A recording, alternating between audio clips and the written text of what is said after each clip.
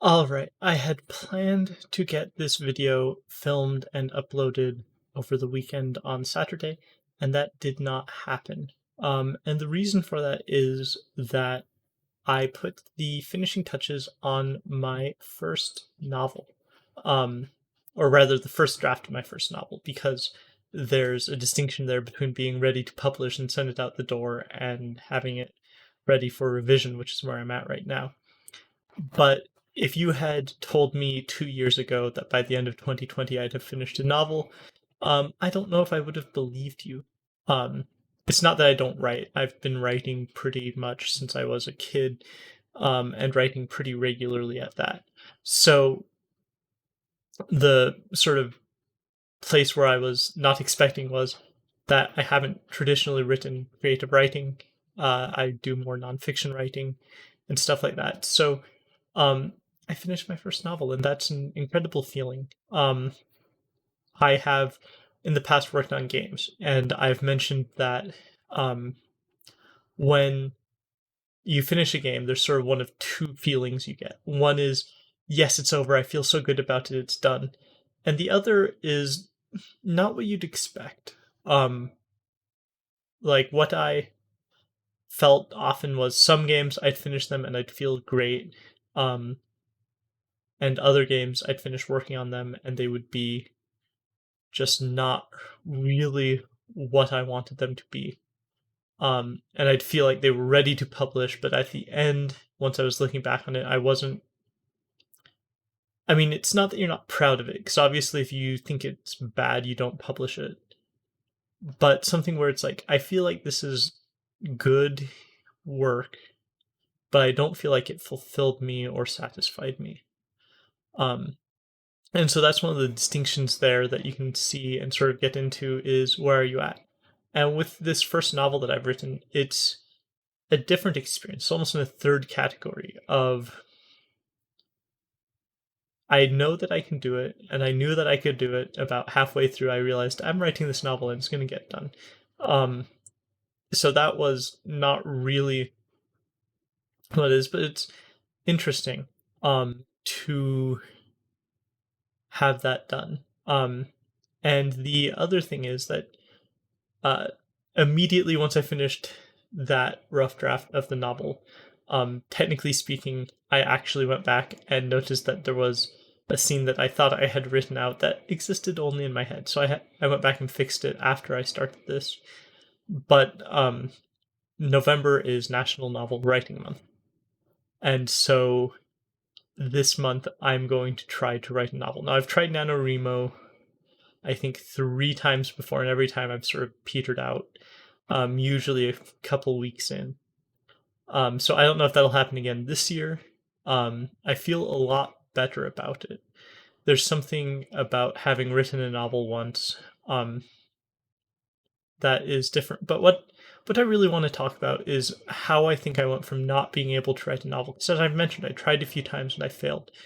To writing a novel and feeling good about it. So the first and perhaps the most obvious is you really kind of should know what you're doing. Um, and that might depend on who you are as a writer. For instance, I'm sort of intellectual. I need to have a plan. I need to know what's going on. But I'm also not someone who's terribly fond of doing preparation. So for me, I was always at this weird spot where I'm not able to just fly by the seat of my pants and create something from scratch and have it work.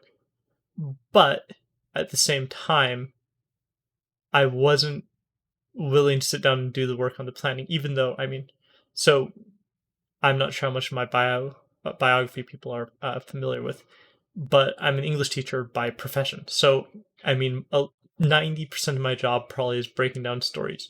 Even if you account for the fact that less than 90% of what I teach is stories, a lot of functional writing stuff. Well, once you know the functional writing stuff, you can do that once. I could teach a kid how to write an essay, um, you know, in my sleep. Um, I mean, probably if you wanted to really get serious, I probably have had dreams about teaching people to write essays. Um, so that's very structural. Once you have it, you have it. And the teaching part of that is simply presenting the information, giving examples, helping students figure out what they're doing wrong, and really presenting that scaffolding there. It's not so clear to me that there's the same process for a novel. When you look at a novel in the end, there are some things that can be pretty common to all novels. For instance, the most prominent one is Joseph Campbell's hero's journey, at least nowadays. Or you could go back to like the Poetics and the three-act structure for plays, which is a really good resource if you want to learn to write creative writing. And one thing, when I was still a teacher and I was trying to write, I would often find myself in a position where I was reading modern advice on writing. Um, and I don't think that's bad. I don't want to like belittle that. I'm actually very fond of a few modern books on writing, less so by the well-published authors. Anne Lamott's is pretty good. Um, Stephen King is good if you're an English teacher, and you know what he's talking about, and you can grok his style and his methodology. But I will say, I found when I read Stephen King's on writing, um, it's interesting and it's useful, but it's not something that's going to give you the spark. And that's sort of what the structural knowledge of a text will do for you, um, or rather, won't do for you. It won't give you that spark. So if you go back and you read Aristotle's Poetics, or if you read Joseph Campbell's The Hero with a Thousand Faces, they're not quite enough in and of themselves to let you write a story. Um, and so I want to really quickly say the three things that I think made a difference in me writing this novel versus not being able to finish a novel, like getting about halfway through and knowing like, hey, this is not working, it's falling apart, it's not going to be a good book. So the first big difference between before I wrote a novel and after I wrote a novel um, is figuring out characters who are interesting enough to carry the story, and then figuring out how to make that interesting nature come across. Because one of the things that I noticed when I was starting out, I tend to be very traditional in my structures of stories. First act, you have the inciting incident. Second act, you have sort of this transition from sort of nobody to hero. And then third act, you have the final confrontation. And the hero either succeeds and it's all great, or they don't and it's not. And so when you're going with that very traditional style, um, there's almost a temptation to make your characters meek and lowly at the very start. And that's not always a bad idea, but it only works with certain character types. And I found myself in a position where many of my characters had this conflict between you can be really fit for the setting and the universe and the task ahead, or you can be totally not. Um, and one thing that changed is I think I sort of clicked on the secret is that you want your characters to have flaws that don't impede what they have to do, but which they still need to get over. Um, so, for instance, if the characters are antisocial and hate each other, that is a very clear recipe for failure. Um, Even if they kind of like each other, but they're not willing, like if there's too much of a barrier between them and you don't have a good logical reason for why they're working together, you should be very cautious about that. Um, so that's one part. The second part is having an idea of the sheer work that's going to go into your novel and knowing what you need to do in the middle. Um, and I will confess, actually, on this novel that I just finished, I fell victim to what I call the mushy middle. And I've heard that term somewhere, and I don't remember who started it. So apologies to whoever's term I stole. But the mushy middle is when you've got your second act. And so basically, you've got your hero out doing their thing, and this is where they're going to end up, and you're stuck here in the middle. Uh, and the consequence of getting stuck there can be pretty dire. Um, and so one thing that helped, oh, and I wish I remember whose book I read this in. Um, Maybe Lisa Crone's, um, gosh, I forget what it's called, but it's like a cognitive psych look at stories and what stories do for us from a psychological level, even though it's not quite as much of that as you might find in like a psych book that examines stories like Jordan Peterson's Maps of Meaning. Um, it sort of looks at how do you make characters change in an interesting way.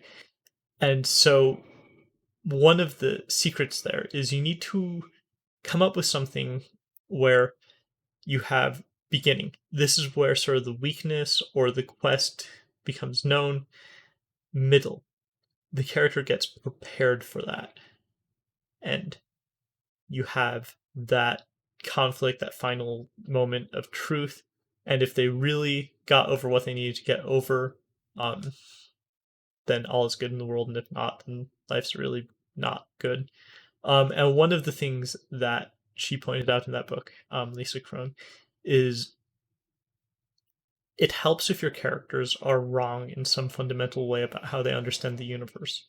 Um, and I think that's like 50% psychology of we want to see our heroes learn and grow and develop. Um, and 50% where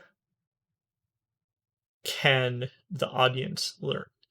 Um, and so that's like when people talk about stories having a moral, you kind of want to have that, but you don't want to be preachy about it. Like you don't necessarily have to say, and when I stood upon the threshold, I realized my whole life had been wrong. I had been led astray. No, you don't need like some overwrought self-analysis um going on. But what you do need is sort of think about assuming that actions lead to outcomes. Where has the character's action not been leading to the desired outcome? And it's more than just a failure of I'm not powerful enough or strong enough, because obviously that is a factor in a lot of stories, but it's also not. Like, one thing I realized when I got to the end of this first novel is the protagonist could have done what they had to do all along. But it was because they kept making mistakes. Like they're very powerful characters, at least in the setting. They're not necessarily tremendously powerful. They're not like superheroes, but they're a step or two above what any normal person would be able to do. Um, and their powers don't really get all that much stronger, but they as people do. Um, and so those of them who get to the end and they have sort of the happy ending, they're the ones who got better at it.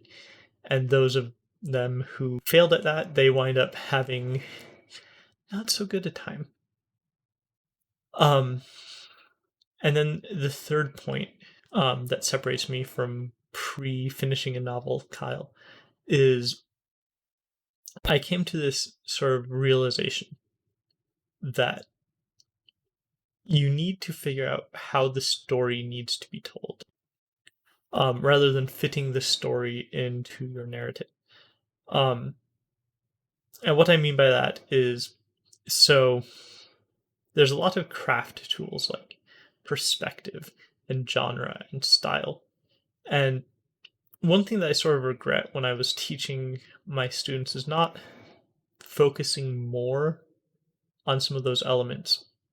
And what I mean by that is like in Shakespeare's plays, for instance, there are very clear rules about how information is conveyed to the audience, and the characters are sort of following a preset path. And there's all those sort of factors that go into having the story unfold, the drama unfold. And when you compare that to something like probably my favorite sort of recent read is Snow Crash by Neil Stephenson. And it's a cyberpunk novel. Gosh, I hope it's Neil Stephenson. Um, It's a cyberpunk novel set um, sort of in a post-apocalyptic, semi-post-apocalyptic United States. Um, because cyberpunk needs to be taking place in a dystopia, it can't be taking place in a happy, shiny world.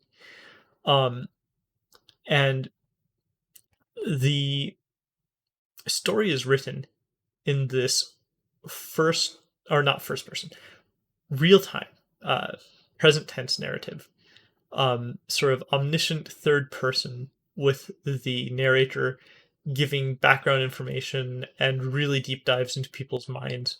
And it's this very unique style. Um, and it works really well for cyberpunk. And one of the reasons for that is the author sees things that the characters don't notice, and the characters know things that they need to be able to convey to us with their experience rather than just having it be direct. So by having that combination of sort of floating narrator and getting really deep in their heads, it gives some really interesting sort of twists and turns. Um, it's not necessarily the most fast-paced novel in the universe. It sort of sounds like it should be when you look at the highlights, but when you actually get down to it, there are a lot of places where it even does like quite long exposition dumps, which I enjoyed because I'm a nerd. I think it would be something that I might mention when I recommend Snow Crash to people. It's not the fastest novel on earth, even though you see this sort of high octane, low life element that's my personal favorite part of cyberpunk. You also have a lot of time where it's like, okay, between sword fights and gunfights and helicopters and nuclear submarines, we have, libraries and cyberspace, which is not necessarily as high octane as people would think, though there are some really good scenes in terms of action scenes in cyberspace in Snow Crash. Um, but if you'd written it in first person from the view of the protagonist, even if you switched between protagonists, I don't think he would have been able to give the setting its due justice. Like you need to know certain things that the characters just wouldn't think about. And like let's take the sort of opposite approach with like Frankenstein, where it's an epistolary novel. Even if the protagonist were somehow writing to someone who they knew would be in a very different world, and so they knew, hey, I need to mention this, it wouldn't have worked as well. Um, and I think that even goes into like the present tense nature of the narrative. Of it's present tense because when he moves into exposition, that's all past tense, and it's his way of splitting the narrative between here's what's going on now and here's exposition dumps. So it works really, really well for what he's trying to do. Um, and so, I mean, that's one of the things where if you're going to write a novel, you need to be thinking about what are you doing in terms of setting up those structures for success. I started writing my novel that I just finished in basically third person past tense. Um, and then I shifted into first person single character all the way through. Um, and ultimately, I wound up first person stream of consciousness between a bunch of different characters. Um, and sort of in reflection on that, I asked, well, why did I do that? Well, because there's elements of psychology, there's elements of all these different factors going on in the story, and I need to be able to show you those minds, but I also need a strategy that's going to move quickly when it needs to move quickly, that can justify interruptions and gaps and mishearings and misunderstandings, um, without making that be, you know, but alas, he was wrong, and he did not understand the nature of the quest that he was set upon. Um, so that's something to just think about when you're writing is those little structures that I mean, I sort of, I'm an English teacher by trade. I know they exist. I know what they're doing, but I sort of ignored them. And especially, there's this convention of third person past for fiction, which is not bad, and some really great writers have used it to great effect. Um, but it is a tool like everything else, and so you want to make sure that you know which tools you're using. All right, this has gone on pretty long, so I'm going to wrap up. Um, I'm going to see if I can figure out a way to share my NaNoWriMo stuff with the world without getting into too many issues, because I do want to try and polish it up and publish it at some point, and having a really awful rough draft of it floating around on the internet is probably not the best way to do that. I might put it up for my Buy Me a Coffee supporters if people are interested. Um, but so yeah, that's what I've done. I finished my first novel technically on Saturday, the rough draft. Um, and I will catch you all later. I don't have any plans for a video the next few days, but I will have one up hopefully on Saturday. All right, I'll catch you all later.